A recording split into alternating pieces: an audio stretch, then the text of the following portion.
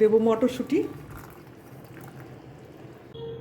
দারুণ হয়েছে আর দারুণ টেস্টিও লাগবে খেতে।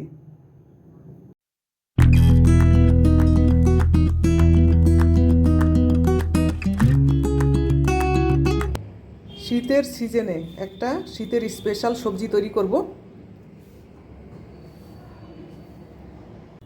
নমস্কার বন্ধুরা, নমিতাস কিচেন অ্যান্ড ব্লগ চ্যানেলে আপনাদের সকলকে স্বাগত।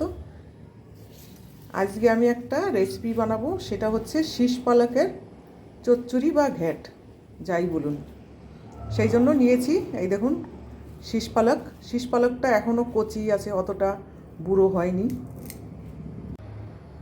আর শীষ পালকটা রান্না করতে যা যা লাগবে এখানটায় নিয়ে নিয়েছি। অনেক রকমের সবজি নিয়েছি, তার মধ্যে আছে কুমড়ো, আলু, শিম, এখানে আছে মটরশুঁটি, মিষ্টি আলু, বেগুন তো লাগছেই, একটা টমেটো, ওল, একটুখানি থোর নিয়েছি, আর নিয়েছি একটুখানি কচু। এতটা কচু নেব না, আপনারা যদি কচু আর থোর না থাকে তাহলে দেবেন না। এবারে আমি এই সব সবজিগুলো কেটে ধুয়ে পরিষ্কার করে নেব। শীষ পালকটাও কাটতে হবে। তাহলে চলুন রান্নাটা শুরু করা যাক। এই রান্নাতে আপনারা আপনাদের পছন্দ মতো সবজি দিতে পারেন। লাগবে আদা বাটা, কাঁচা লঙ্কা আর একটু ধনেপাতা। লাগবে ডালের বড়ি। সব সবজিগুলো কেটে ধুয়ে নিলাম। এই মান কচু আর মিষ্টি আলুটা একটু আলাদা করে রাখলাম। এই সবজিটা একটু ভাজা হয়ে গেলে পরে দেব। মান কচু আর মিষ্টি আলু কড়াইতে দেবার 5 মিনিটের মধ্যেই গলে যাবে, সেই জন্য একটু পরে দেব। মান কচুটা এত ভালো, একটুও গলায় ধরবে না। কড়াই বসিয়ে দিলাম। প্রথমে ডালের বড়িগুলো ভেজে নেব।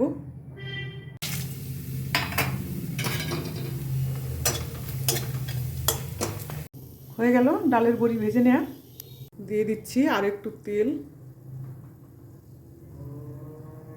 এবারে এই তেলের উপরে দেব 5 ফোড়ন, শুকনো লঙ্কা আর তেজপাতা।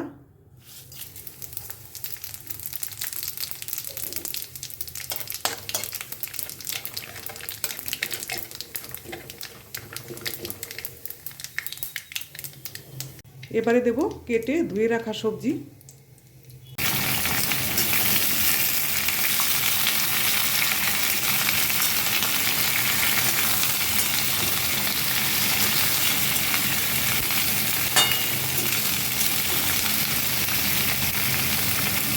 এখানে চাপা দিয়ে রাখবো।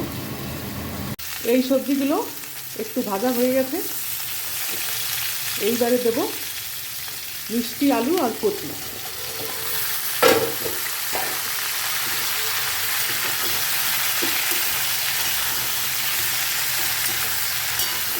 দু মিনিট মতো ভাজবো মিষ্টি আলু আর মান কচু দিয়ে।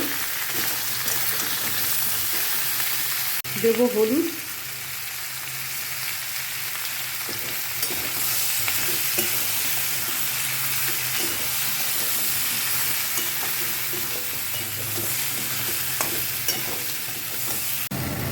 দেব কেটে রাখা টমেটো।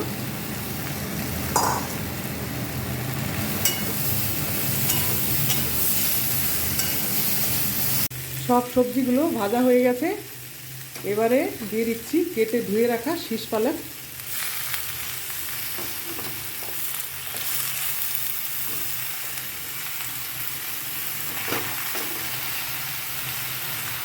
দেব পরিমাণ মতো নুন আর কাঁচা লঙ্কা।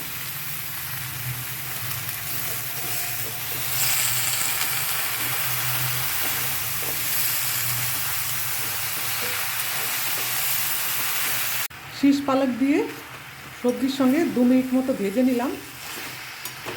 এবারে দেব জল।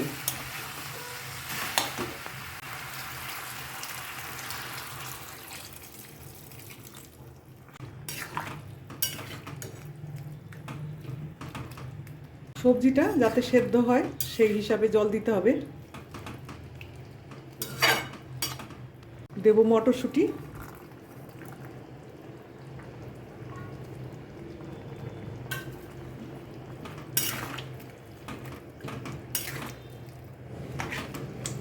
এবারে 5 মিনিটের জন্য ঢাকা দিয়ে রাখবো।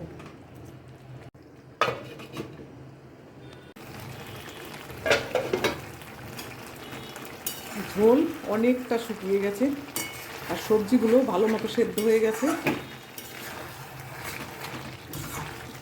এবারে দিচ্ছি ভেজে রাখা ডালের বড়ি।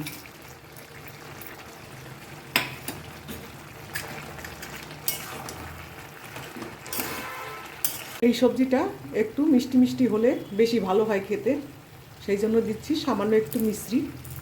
আপনারা এই মিশ্রির জায়গায় চিনি দিতে পারেন।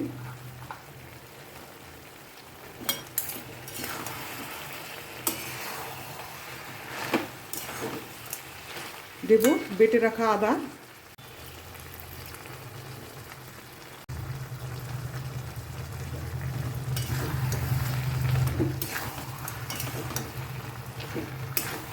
শীতের দিনের স্পেশাল একটা সবজি।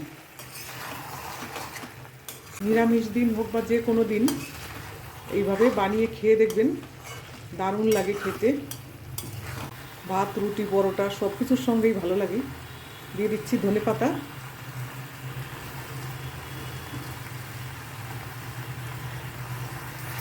দিচ্ছি একটু ভাজা জিরের গুঁড়ো।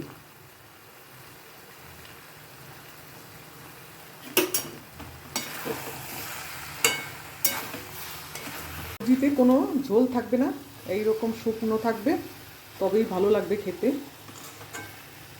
হয়ে গেছে, এবারে নামিয়ে নেব। একবার বানালে মনে হবে যেন বারবার তৈরি করি। দারুণ হয়েছে আর দারুণ টেস্টিও লাগবে খেতে। আপনারা অবশ্যই একবার বানিয়ে খেয়ে দেখবেন। তৈরি হয়ে গেছে শীতের দিনের স্পেশাল সবজি বা ঘ্যাট। রেসিপিটা কেমন লাগলো অবশ্যই জানাবেন। ভালো লাগলে একটা লাইক করবেন, কমেন্ট করবেন আর আমার চ্যানেলের সঙ্গে থাকবেন। Thank you.